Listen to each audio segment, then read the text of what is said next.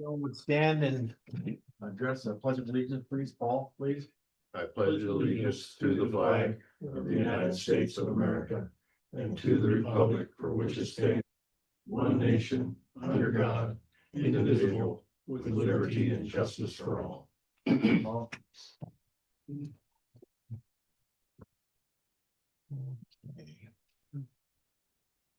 Okay. All right, 2 minutes, okay. Yeah. I'm set. We got commissioner meetings for July 14th, 2026. I would entertain a motion. So moved. Second. Okay, all those in favor? Aye. Reports. The only report we had today, well, I don't want to call it report, do we want the treasurer? Treasurer's report, yeah, you can show that. We had treasurer this morning. Yeah. We have a Got a report. copy of it. Oh, yeah, you got a copy of it, Helen? Not on me, Oh, but yes, okay, mine's here. it's You a want it? preliminary, right? No, she's got it. It's a Yeah, preliminary okay. one. So if you just show that as such, that we met with her this morning, please, a copy as such. And correspondence, any correspondence? I have none. No, commissioners? No, sir. Okay, calendar review, please.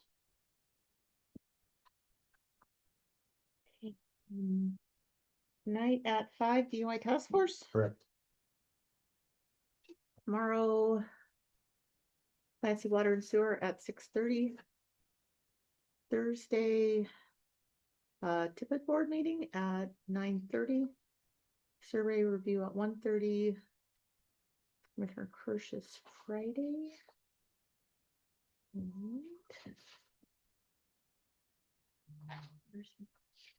I don't show anything for Monday. I have Many Rivers Whole Health meeting Monday morning.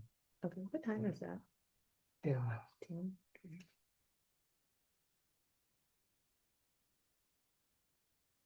That same day on the 27th, Monday at 6:30 PM is the Parks Trail Recreation Commission. in Boulder. At 6, you said? 6:30. And the fair board meets Tuesday night. Next 20 Tuesday? Yeah, the 28th. Okay.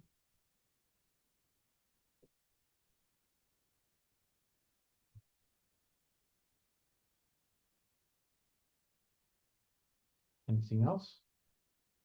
Okay, if not, commission reports, Commissioner Doolittle. I had the MHLAC on Thursday. We discussed the new resolution and the bylaws. Made some decisions to make 100 copies of a 988-211 brochure that we're gonna put out. Talked about the budget a little bit. I just finalized that with Ginger this morning. Discussed the storage unit that we went over before with Barb. And that was about it. Next meeting's on August 20th, and then that afternoon I had survey review. We did all boundary relocations, so that was the extent. Thank you, sir. Commissioner Kirsch. I had a pretty quiet week, honestly. I had a quick catch-up call with all the grant providers for the Clancy Water Sewer District on Wednesday morning. Just kind of went over if anybody had any issues, anything, and Great West gave an update on the project, so nothing really to report there. And we met this morning with the treasurer, and she gave her report. She's out of balance a little bit, but that's because of the fiscal year from June to July now.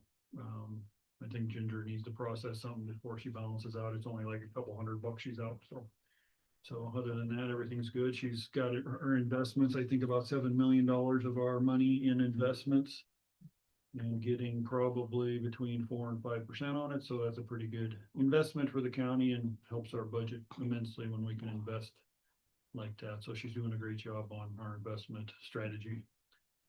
And I think the other part of the money that's not the 7 millions in what she calls STIP, I think, and that's a governmental investment program. You don't get quite the high interest rates, but it's safe, a lot safer than any other investment. So So, but Terry's doing a good job, and I think that's all I have to report, Mr. Chair. Thanks, sir. Last Thursday, the library board meeting was in Boulder. Boulder Library voted to accept the A+ painting. And it'll begin in September of this year. The bid was at $14,000. That was the lowest bid. 14,000? Yes, sir. And then the Whitehall Library mentioned that anytime they order audio books, they take about 4 to 6 weeks out to obtain, which seems too long. And new elections, the new board chair is John Moulton, and the board chair-elect is Ashley McCauley. So, and then last night, the town hall meeting in Whitehall, pretty much what they came down to is they agreed 56 mills for the law enforcement services of the Whitehall mill levy. So that'll be on this general election. So that'll be out then, but it's 56 mills. Other than that, that's pretty much it on their agenda. So that's all I have. Question on the Yeah. Law enforcement for the city, that hasn't changed for quite some time. They didn't Correct. raise the rate, right? They Right. just changed their mills to cover what we charge them for. Yeah, service. they want to try and cover it for the swimming pool and all those extra little items and stuff. Yeah. All right. So we'll see what happens there. And now will be the opportunity for public comment at this point. An opportunity for anyone to comment if anything that is not on the agenda. We cannot take any action at this point, but if there's anyone that wishing to speak at this point, I ask that you identify yourself prior to speaking. Is there anyone on that would like to speak? Yeah. Hi, Please. my name's Beth. I'm with EPA. I've got a couple of my coworkers on. We just wanted to provide a quick update, so I'm going to pass it over to Ryan to talk about the sampling we're doing in Elkhorn. Hi, nice to meet you all today. My name is Ryan Monahan. I'm a site assessment manager with EPA Region 8. Wanted to give you a heads up. We're planning on doing some residential yard sampling in Elkhorn later this fall.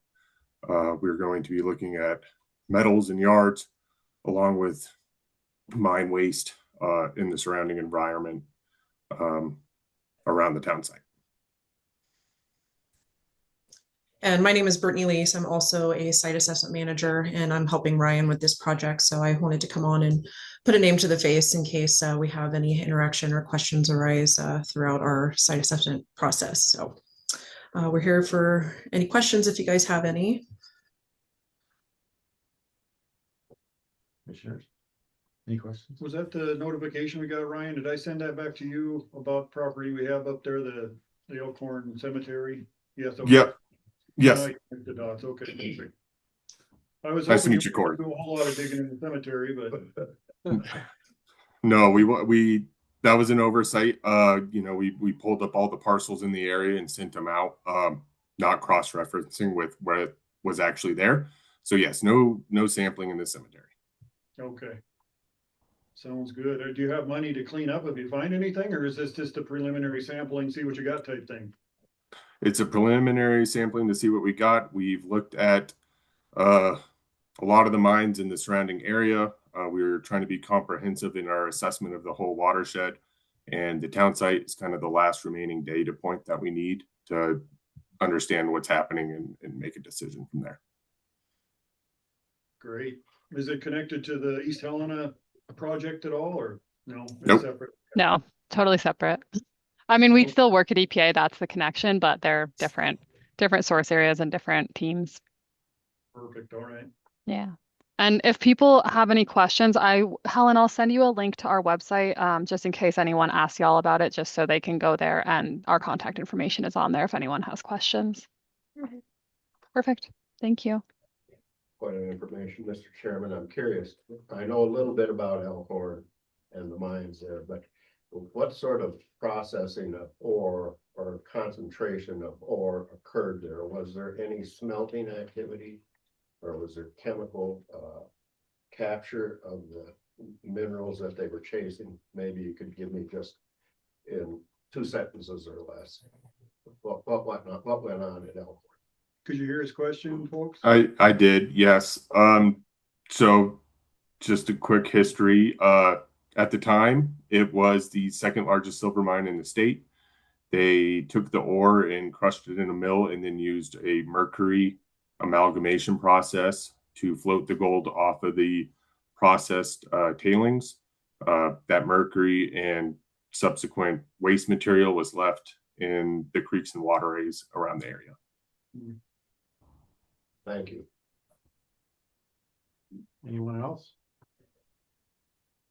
Are we still on public comment or are they done? Yeah. Does anybody have any questions for these folks? No, okay, appreciate it. Thank you so much. Thank you for your time. Thank you for having us. Okay, I would like to speak. Go right ahead, sir. If I could. I would ask, maybe you've already done this, and if you have, please let me know, but maybe we could take a few seconds of silence and think about the commissioner from Jefferson County that passed away recently, Dave Kirsch, and his distinguished service to the community when he was on the commission. And I guess in my mind, I thought he was just a great commissioner and truly did represent the best interests of Jefferson County.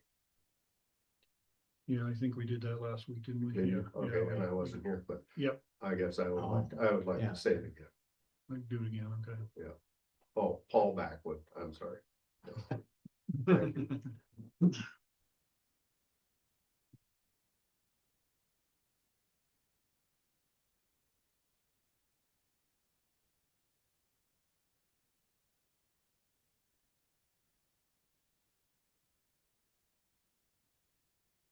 Okay.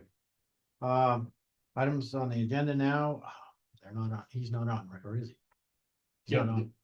Is he on, Bruce? Jim Reed. Yeah, oh, there he is, okay. Yeah. Okay, then we're gonna go ahead and move, we're gonna start with Headwaters Country Jam. So, So let me just introduce, this is Jim Reed with Live Nation. Jim is the front guy for this weekend's Headwaters Country Jam. And I can tell you that he and Doug Dodge and the sheriff and all the necessary parties have had countless number of meetings. So I thought it'd be good for Jim just to zoom in and give you guys a quick report on what's happening this weekend at down in Cardwell. Thanks, Bruce, and thanks all for having us back this year.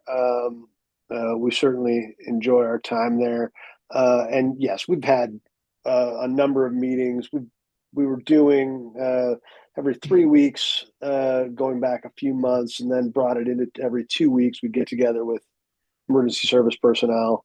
And we work on plans for the festivals that we do around the country year round. But as we get closer, obviously we ramp up a bit more.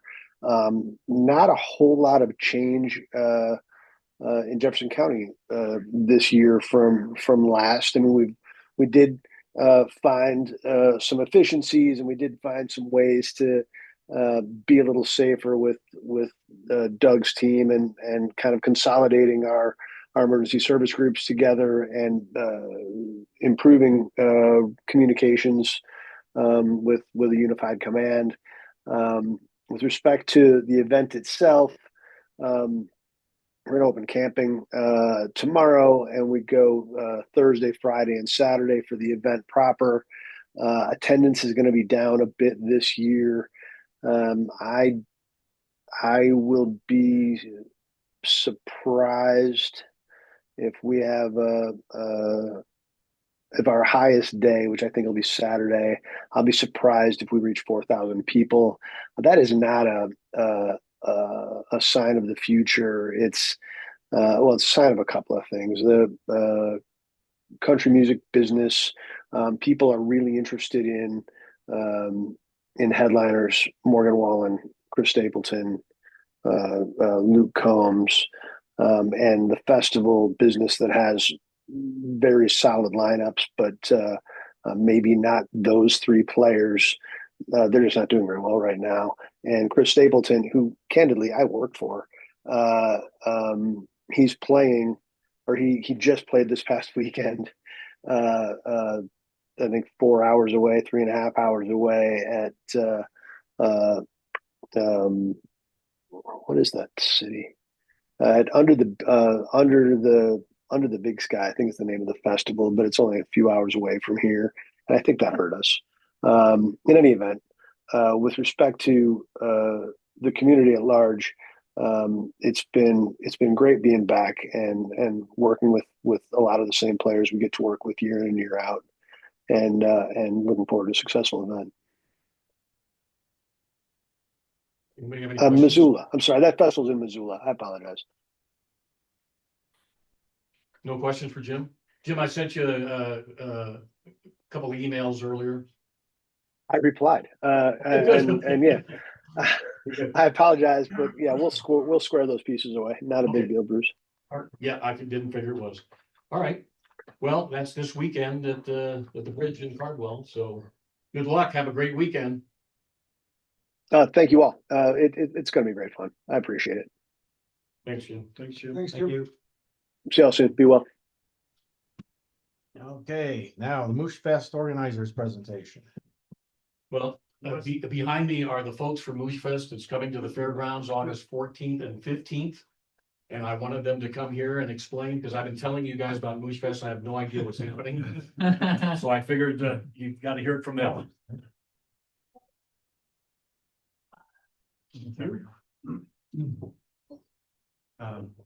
Thanks for having us.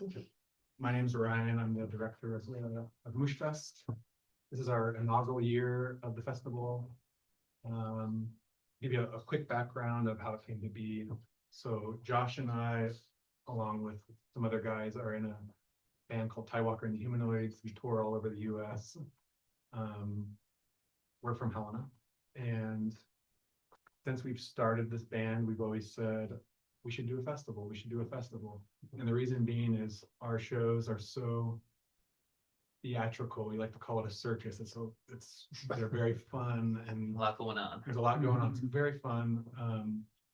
So going on tour with that was so difficult, setting up that circus every night, quote unquote. So we said, why don't we have a music festival where we can scale this? People can come in and really enjoy themselves.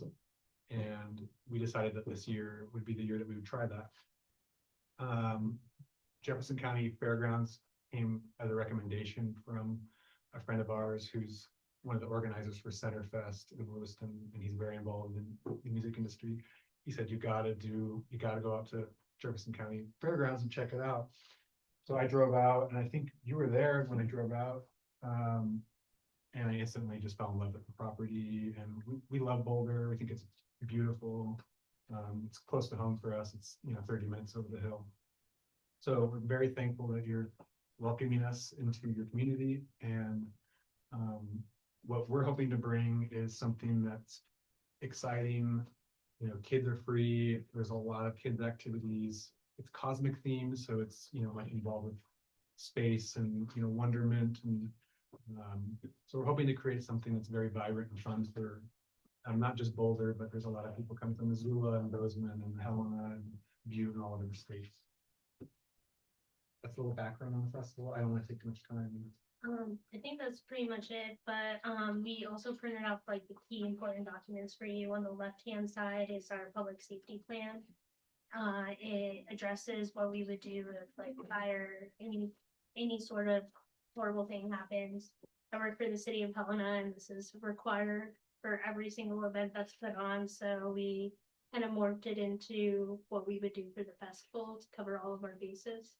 And in the right-hand side, you'll find a map of where we're going to put everything with the key on the left, on the right-hand side.